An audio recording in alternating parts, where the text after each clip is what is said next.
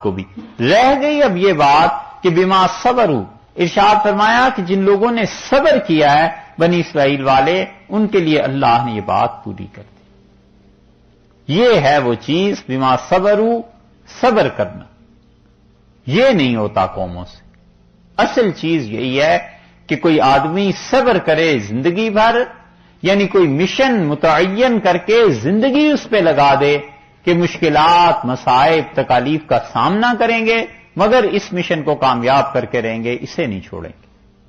یہ صبر نہیں ہوتا۔ باقی مسلمانوں سے آج کے دور میں بھی جو کچھ کرا لو، انہیں کہو کہ صبر کرو، اس منصوبے پہ کام کرنا ہے، یہ نہیں۔ اور جذباتی چیزیں جتنی مرضی کروا لو۔ مطلب آپ اگر یہ کہیں یہاں پہ ڈیلس میں کہ فلاں چرچ میں علیہ باللہ قرآن پاک کی بے حرمتی ہوئی ہے، اب چلو بدلہ لینا ہے، پورا شہر جمع ہو جائے گا۔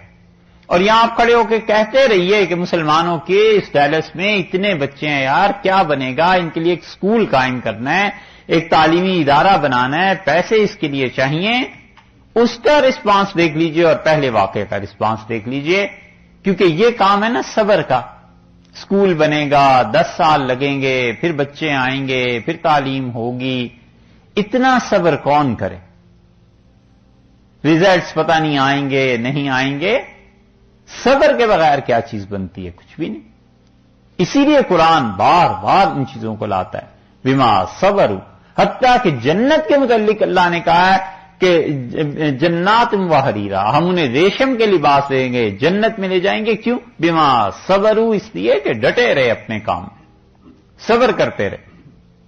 رسول اللہ صلی اللہ علیہ وسلم کے پاس صحابہ رضی اللہ عنہ آئے، حضرت ابو ذر رضی اللہ عنہ، اور بیت اللہ کے سائے میں رسول اللہ صلی اللہ علیہ وسلم بیٹھے ہوئے تھے، اور انہوں نے کہا اللہ کے رسول فلاں کے ساتھ یہ ہو گیا اور فلاں کو ایسے مار پڑی اور فلاں کے ساتھ ایسے ہو گیا، اور آپ ہماری حالت دیکھ رہے ہیں، آپ کیوں اللہ سے بد دعا نہیں مانگتے کہ اللہ ان مکہ والوں کو تباہ کر دے؟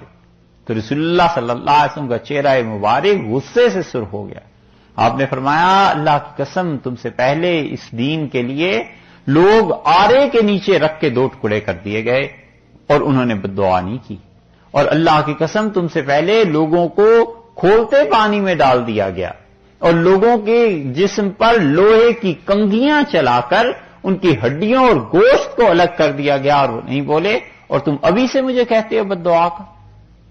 اور خدا کا یہ دین غالب آ کر رہے گا، یہاں تک کہ یمن کی ایک عورت آئے گی اور وہ خدا کے گھر کا طواف کرے گی اور لدی ہوئی ہوگی زیورات سے، اور سوائے اللہ کے اسے کسی کا خوف نہیں ہوگا۔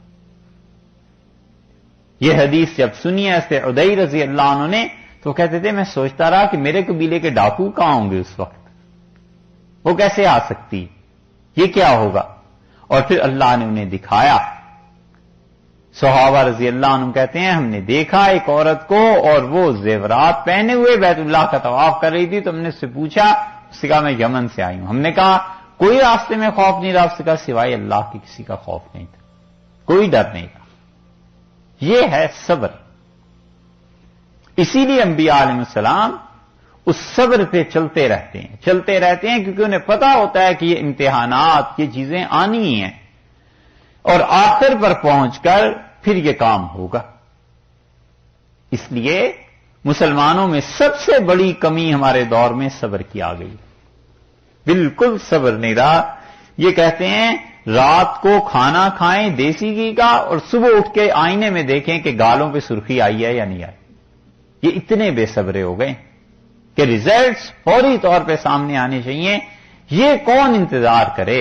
بھی انتظار تو کرنا ہی پڑے گا۔ اللہ کا ایک پروسیس ہے، اللہ کا ایک نظام ہے، خدا ایسے ہی تھوڑا تبدیل کر دے گا، نہیں کرتا۔ اس پروسیس کے تحت چلتے رہیں گے، خدا کی مہربانی، عنایات، انعامات ہوتے رہیں گے۔